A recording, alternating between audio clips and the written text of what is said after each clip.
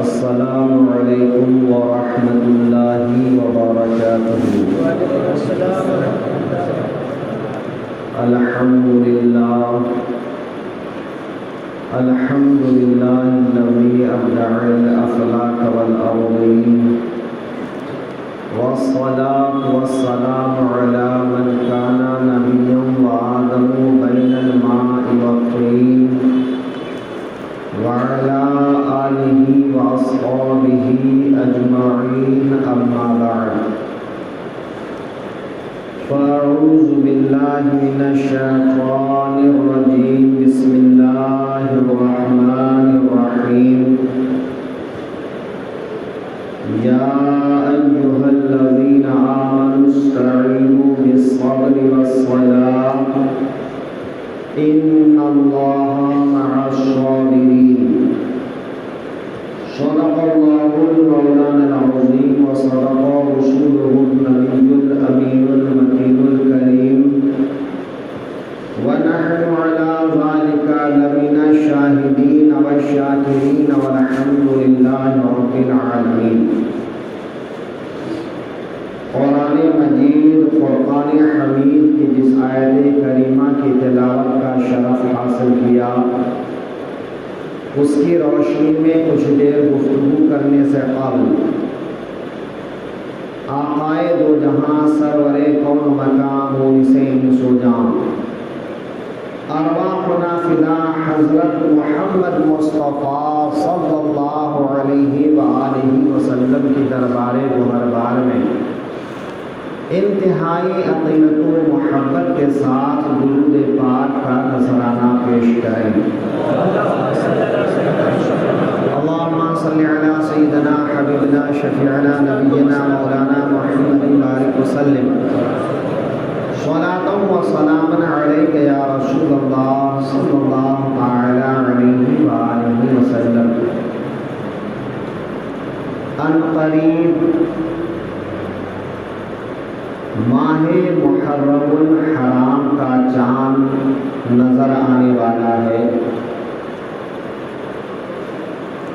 محرم الحرام کا مہینہ اسلامی تاریخ کے لحاظ سے، قمری تاریخ کے لحاظ سے پہلا مہینہ ہے، یعنی ہمارے یہاں سال کی ابتدا محرم الحرام سے ہوتی ہے۔ جب جب محرم الحرام کا مہینہ آتا ہے تو ہمارے سامنے آقائے دو عالم صلی اللہ تعالی علیہ وسلم کے نواسے حضرت امام حسین رضی اللہ تعالی عنہ اور ان کے رفقا کی شہادت کا منظر سامنے آنے لگتا ہے۔ اس حوالے سے کچھ گفتگو کرنے سے قبل تاریخ کے حوالے سے چند باتیں عرض کرنے کی کوشش کروں گا۔ آقائے دو عالم صلی اللہ تعالی علیہ وآلہ وسلم نے مکہ المکرمہ سے توحید کا اعلان فرما کر دنیا کے سامنے ایک نظریہ پیش کیا، جو نظریہ کوئی نیا نہیں تھا، لیکن اس زمانے میں اس نظریے اور اس عقیدے کے حامل لوگ نہیں تھے، ورنہ اس کی تبلیغ کی ابتدا حضرت آدم علی نبینا علیہ الصلاۃ والتسلیم سے ہی ہوئی ہے کہ ایک خدا کو ماننا اور ایک خدا کی عبادت کرنا،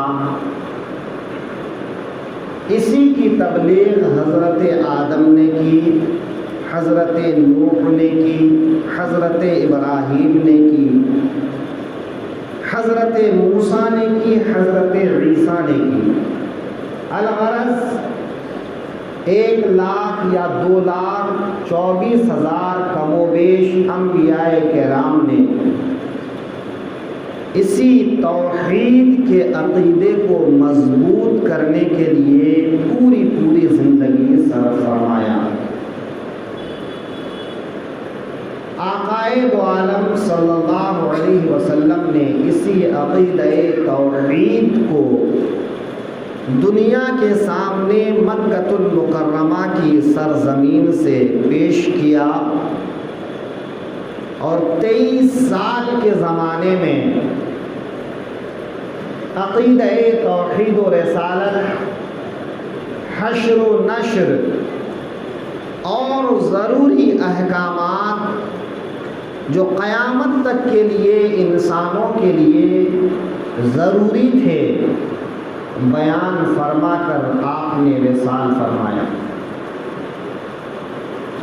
آقائے دو عالم صلی اللہ علیہ وسلم نے جب وصال فرمایا تو اسلام ایک مستحکم مذہب کے طور پر اس خاکدان گیتی پر اپنی پہچان کرا چکا تھا کہ عقیدہ توحید، اسلام کا نظریہ توحید جو ہے وہی حق ہے اور اسی میں انسان کے لیے نجات ہے۔ حضرت محمد مصطفیٰ صلی اللہ علیہ وسلم کے وصال کے بعد لوگوں کو لگنے لگا کہ اب یہ مشن کمزور ہو جائے گا، یہ مذہب کمزور ہو جائے گا، اس کی تبلیغ و اشاعت اب نہیں ہو پائے گی۔ لیکن سیدنا ابو بکر صدیق رضی اللہ تعالی عنہ نے مسند خلافت کو سنبھالتے ہی ایسی حکمت و دانائی کے ساتھ اور صبر و استقامت کے ساتھ فیصلے لیے کہ الحمدللہ جو اسلام اور مسلمانوں کے خلاف سر ابھارنے کی کوشش کرنا چاہتے تھے ان کے سر جھک گئے۔ 2 سال چند مہینے حضرت سیدنا صدیق اکبر رضی اللہ تعالی عنہ نے مسند خلافت کو رونق بخشا، اور ان کے زمانے میں اسلام مضبوط سے مضبوط تر ہو گیا۔ جب حضرت صدیق اکبر نے وفات پائی تو اپنی وفات سے قبل حضرت عمر فاروق رضی اللہ تعالی عنہ کو اپنا جانشین مقرر کیا، اور حضرت عمر رضی اللہ عنہ نے 10 سال کچھ مہینے تک مسند خلافت کو رونق بخشی اور زمین کو عدل و انصاف سے بھر دیا۔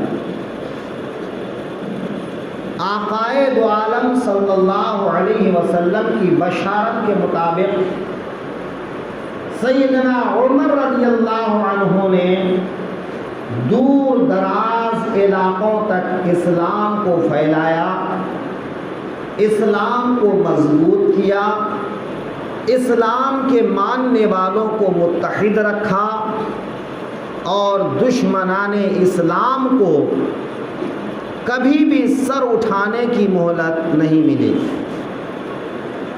حضرت عمر فاروق کی شہادت کے بعد حضرت عثمان غنی رضی اللہ تعالی عنہ مسند آرائے خلافت ہوئے۔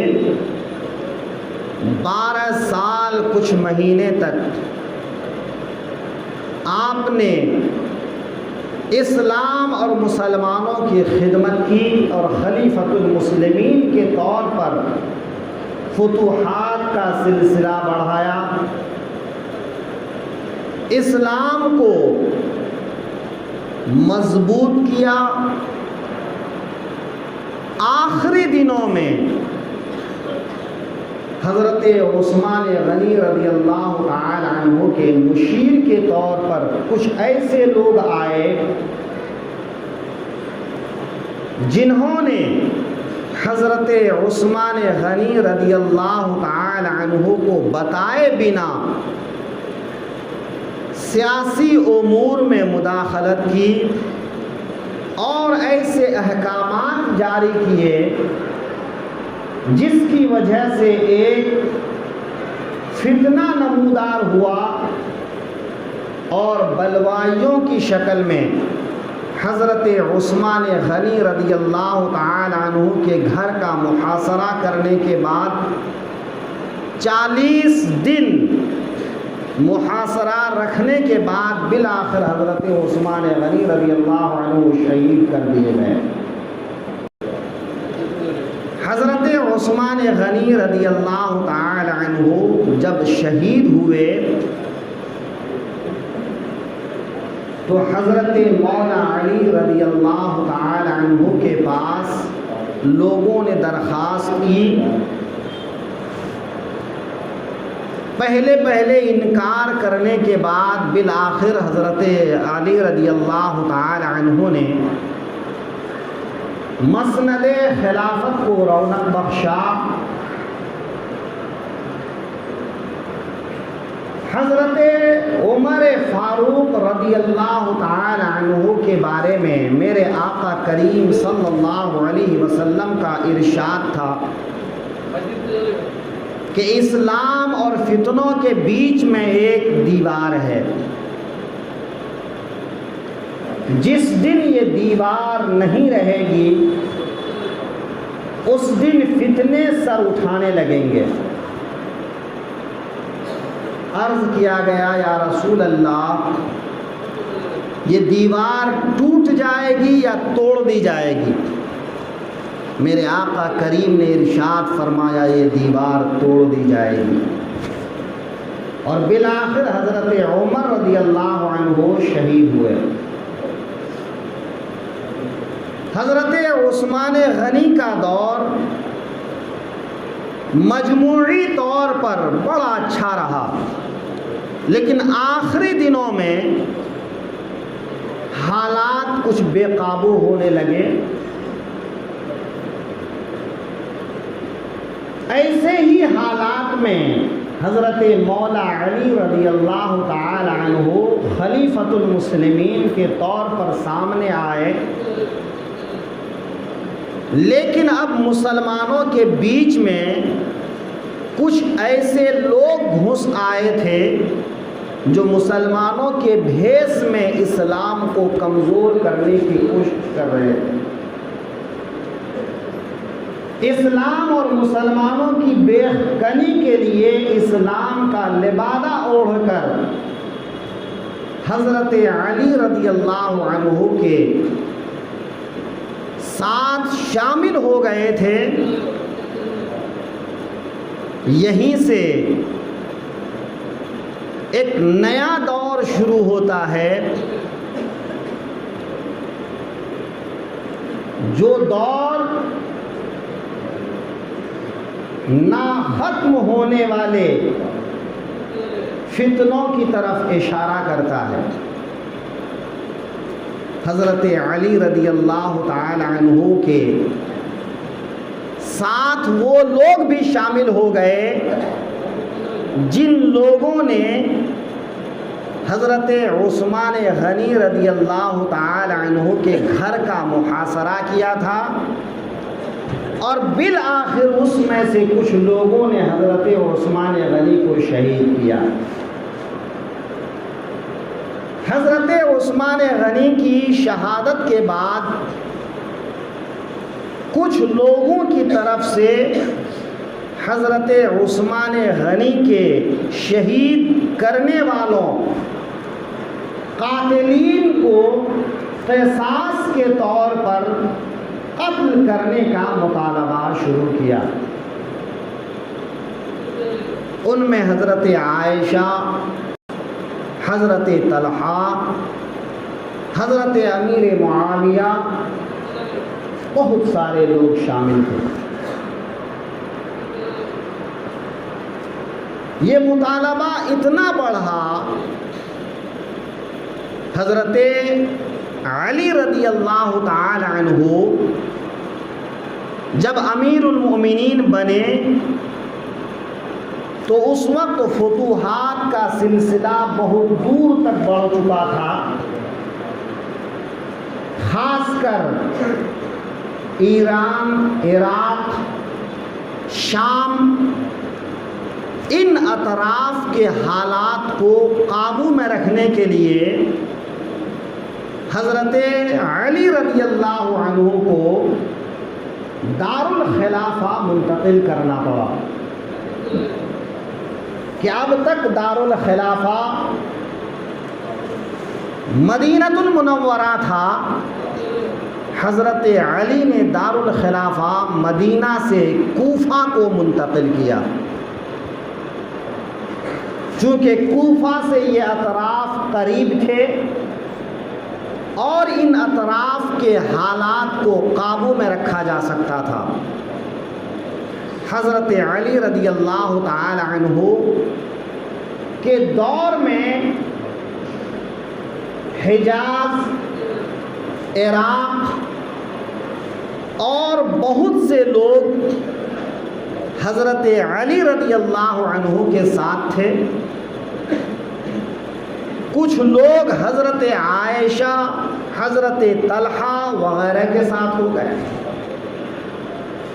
اور ملک شام اور ان اطراف کے لوگ حضرت امیر معاویہ رضی اللہ عنہ کے ساتھ تھے۔ یہاں پر ایک بات میں عرض کروں کہ حضرت امیر معاویہ رضی اللہ تعالی عنہ حضرت ابو سفیان کے بیٹے ہیں۔ حضرت ابو سفیان نے فتح مکہ کے موقع پر اسلام قبول کیا اور اسی موقع پر یا تو اسلام قبول کیا یا اسلام کا اظہار کیا حضرت امیر معاویہ رضی اللہ عنہ۔ تو حضرت امیر معاویہ رضی اللہ عنہ ابو سفیان کے فرزند ام المؤمنین حضرت ام حبیبہ کے بھائی، آقائے دو عالم کے برادر نسبتی اور آقائے دو عالم کے صحابی اور آقائے دو عالم کی بارگاہ میں جو حضرات وحی لکھنے کے لیے مامور تھے، ان کاتبین وحی میں حضرت امیر معاویہ بھی شامل ہیں۔ اس لیے شہادت کے موقع پر جب ہم یزید ابن معاویہ کی بات کرتے ہیں تو کسی بھی انسان کے دل میں حضرت امیر معاویہ کے تعلق سے بدگمانی پیدا نہیں ہونا چاہیے۔ حضرت امیر معاویہ گو کہ یزید کا باپ ہے، مگر وہ دور ایسا دور تھا کہ جن کے باپ کی وفات کفر کی حالت میں ہوئی تھی، بیٹوں نے اسلام کی ایسی خدمت کی جس کی مثال آئندہ نہیں ملتی،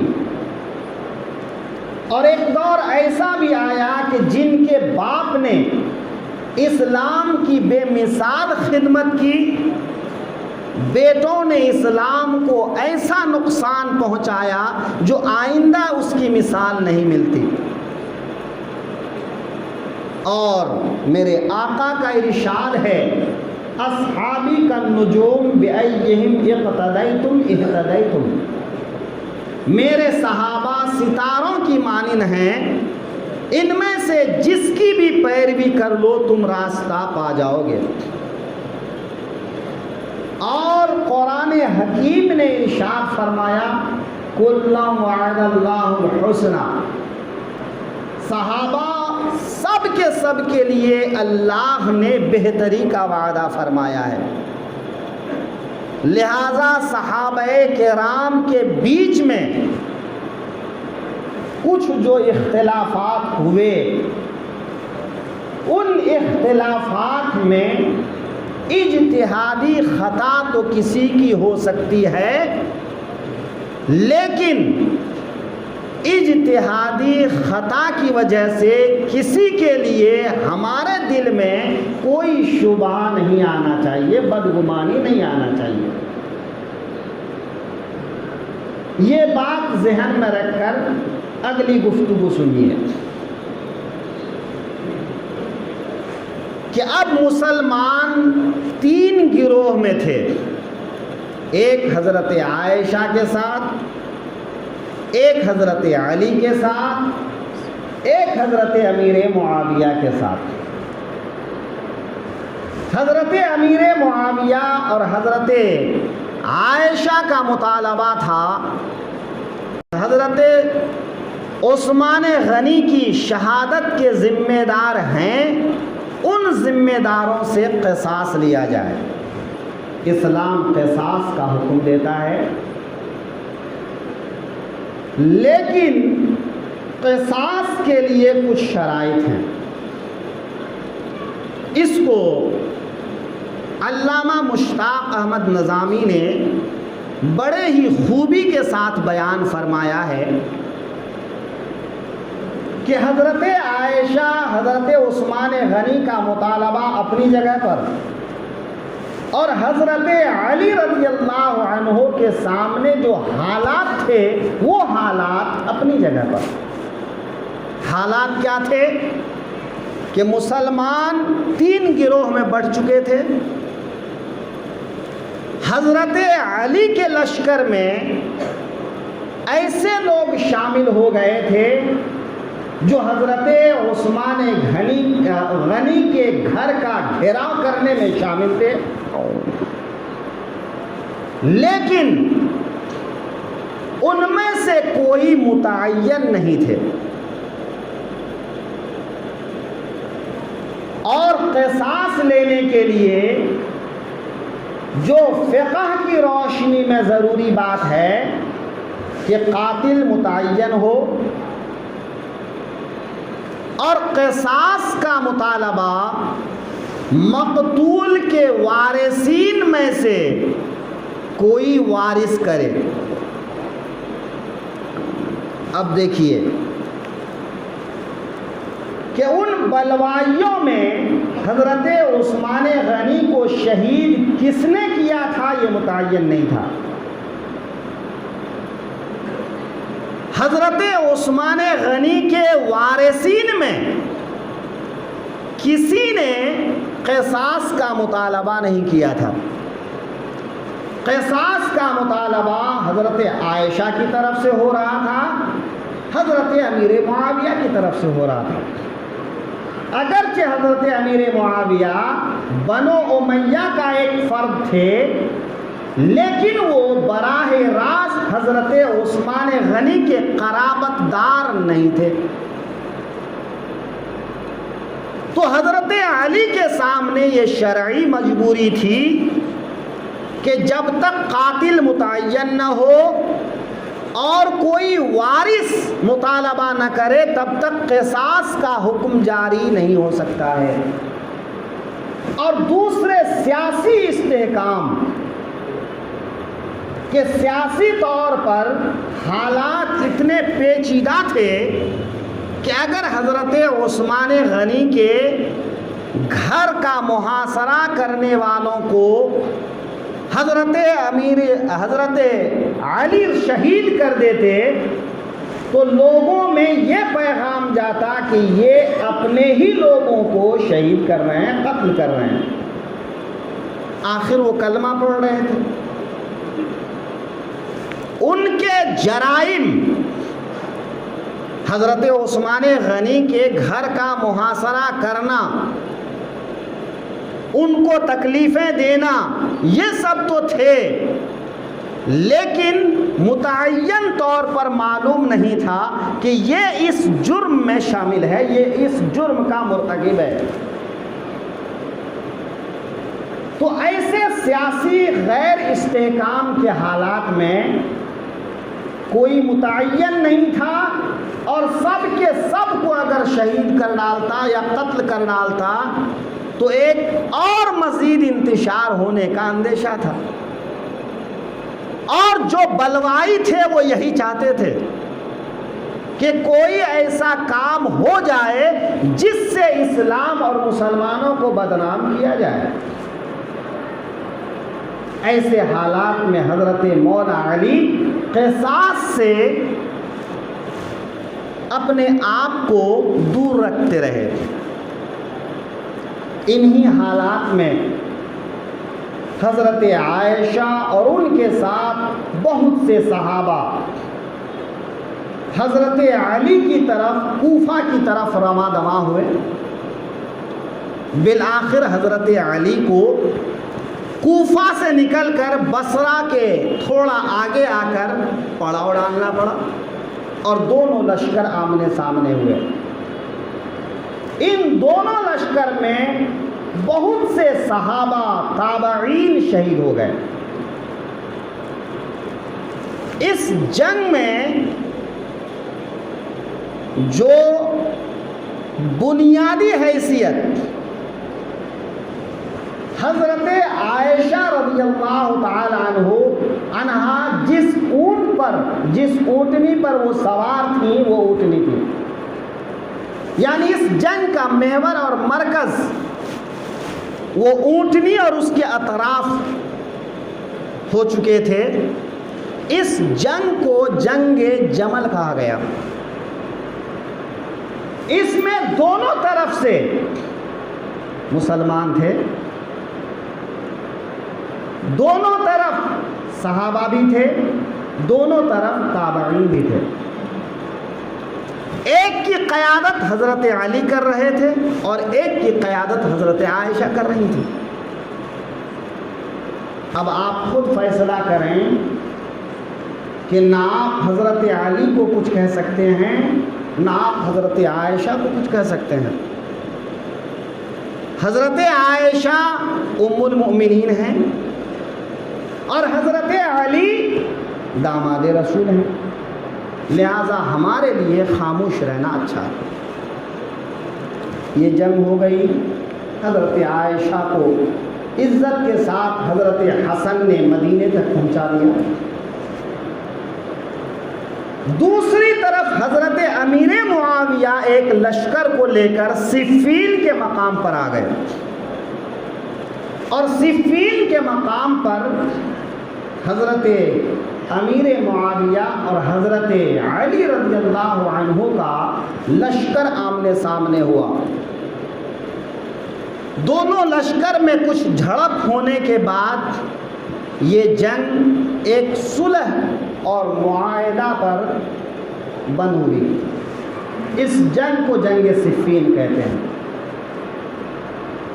حضرت علی رضی اللہ عنہ نے ایک پنچ مقرر کیا اور حضرت امیر معاویہ نے بھی، اور پنچ کے فیصلے پر جنگ بندی ہوئی۔ یہیں سے ایک فرقے نے جنم لیا جو خارجی فرقہ کہلاتا ہے۔ وہ حکم بنانے، پنچ بنانے کے خلاف تھے۔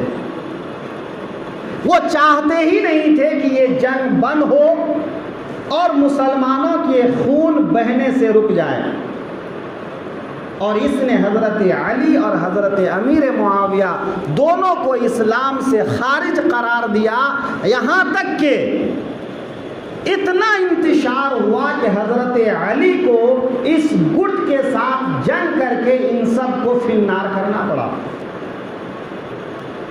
حضرت علی رضی اللہ عنہ اور حضرت امیر معاویہ اپنے اپنی دارالخلافہ کی طرف واپس لوٹے۔ یہاں پر ایک بات اور ذہن نشی کر لیں، حضرت امیر معاویہ حضرت عمر کے زمانے میں اپنے بھائی کے ساتھ ملک شام گئے تھے، اور ان کے بھائی کو حضرت عمر ملک شام کا گورنر مقرر کیے تھے۔ جب بھائی کا انتقال ہوا تو بھائی نے ان کو اپنی جگہ پر اپنا نائب مقرر کیا، اور حضرت عمر نے اس نیابت کو برقرار رکھا اور وہاں کا گورنر مقرر رکھا۔ حضرت امیر معاویہ 20 سال تک ملک شام کا گورنر رہے. حضرت علی رضی اللہ عنہ 5 سال کچھ مہینے خلیفۃ المسلمین کے طور پر مسلمانوں کو متحد کرنے کی کوشش کرتے رہے، لیکن انتشار کم ہونے کے بجائے بڑھتا گیا، یہاں تک کہ ابن ملجم نامی ایک خارجی نے حضرت علی رضی اللہ عنہ کو ایسا زخمی کیا کہ اسی زخم کی وجہ سے حضرت علی شہید ہو گئے. اب حضرت علی کی شہادت کے بعد ان کے بڑے فرزند حضرت امام حسن رضی اللہ عنہ مسند خلافت پر رونق افروز ہوئے. 6 مہینہ حضرت حسن خلیفۃ المسلمین کے طور پر رہے. دوسری طرف امیر معاویہ ملک شام اور اس کے آس پاس پر ایک طرح سے اپنی حکومت کرتے رہے. اب اندیشہ تھا کہ 2 لشکر اور دونوں مسلمان کبھی نہ کبھی ٹکرائے اور مسلمانوں کا خون رائگا جائے. اس خطرے کے پیش نظر حضرت امیر معاویہ نے حضرت حسن سے صلح کی درخواست کی، تو حضرت حسن نے شرائط کے ساتھ صلح منظور کر لی. شرائط کیا تھے؟ کہ حضرت امیر معاویہ فی الحال کل عالم اسلام کے سربراہ ہوں گے، خلیفہ ہوں گے، اور ان کی وفات کے بعد یہ خلافت حضرت حسن کو سونپ دی جائے گی. دوسری شرط، حضرت علی کے زمانے سے لے کر حضرت امام حسن کے زمانے تک حجاز، عراق اور جتنے بھی لوگ حضرت علی کے عالم کے نیچے رہے، ان سے حضرت امیر معاویہ کسی طرح کا کوئی مواخذہ نہیں کریں گے اور کوئی انتقام کی کارروائی نہیں کریں گے.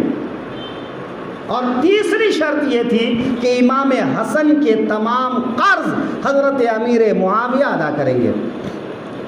ان شرائط کو حضرت امیر معاویہ نے قبول کیا اور حضرت امام حسن رضی اللہ عنہ نے خلافت یعنی کل عالم اسلام کی ذمہ داری حضرت امیر معاویہ کو سونپ دیا. میرے آقا کریم صلی اللہ علیہ وسلم کی ایک پیشین گوئی تھی. میرے آقا نے فرمایا کہ یہ میرا بیٹا حسن سردار ہے جو 2 مسلمان کے بڑے گروہوں کے درمیان صلح کرائے گا. وہ اس طرح سے ظاہر ہوا. اب حضرت امام حسن رضی اللہ عنہ کوفہ چھوڑ کر مدینہ آ گئے اور اپنے خاندان کے ساتھ مدینے میں رہنے لگے. اب کل عالم اسلام حضرت امیر معاویہ کے حکم کے تحت آ چکا تھا.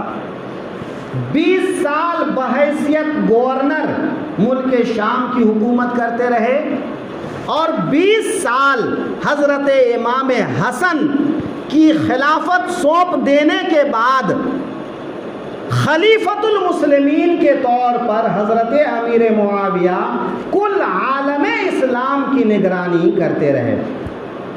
رجب 60 ہجری میں حضرت امیر معاویہ کا انتقال ہوا اور ان کے انتقال کے بعد ان کا بیٹا یزید اس تخت پر قابض ہو گیا اور یہیں سے کربلا کے واقعات کی شروعات ہو گئی.